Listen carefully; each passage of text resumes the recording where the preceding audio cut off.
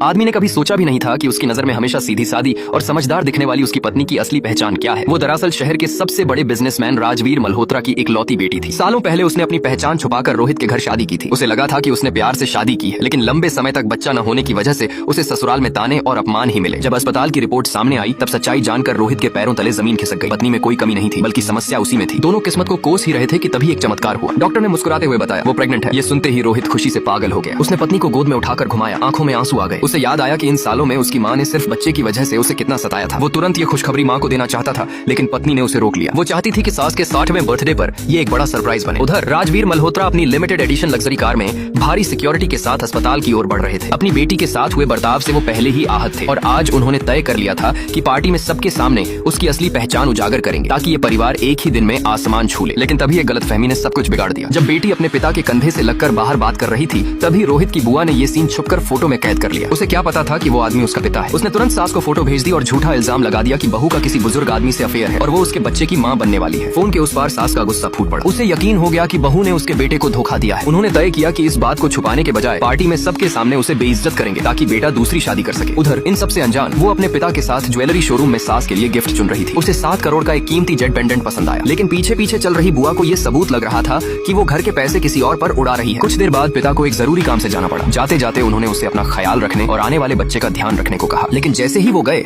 सास और बुआ कुछ लोगों के साथ गुस्से में वहाँ आ धमकी। बिना कुछ सुने सास ने जोरदार थप्पड़ मारा। वो जमीन पर गिर पड़ी और वो महंगा पेंडेंट भी गिरकर टूटने जैसा हो गया। सास उसे गालियां देने लगी, चरित्रहीन, धोखेबाज, कहने लगी कि वो घर के पैसे किसी बूढ़े आदमी पर लुटा रही है। उसने समझाने की कोशिश की कि वो उसका पिता है, लेकिन उसकी बात पर किसी ने यकीन नहीं किया। उल्टा सब उसका मजाक उड़ाने लगे। ननद तो इतनी भड़क गई कि उसे मार डालने की बात करने लगी, यहाँ तक कि उसके पेट में पल रहे बच्चे को भी नहीं छोड़ना चाहती थी। हद तो तब हो गई जब वो उसे घसीटते हुए बर्थडे पार्टी में ले गए। सबके सामने उसकी बेइज्जती की गई। सास ने उसकी माँ की आखिरी निशानी एक फोटो निकाल ली और उसे फाड़ने की धमकी दी। उसे बचाने के लिए वो मजबूर होकर घुटनों पर गिर गई और खुद को थप्पड़ मारने लगी बार बार। लेकिन उन्हें ये नहीं पता था कि उसी वक्त उसका पिता ये सब सुनकर गुस्से में उबल रहा है और पूरी काफिले के साथ तेजी से वहाँ पहुँच रहा है।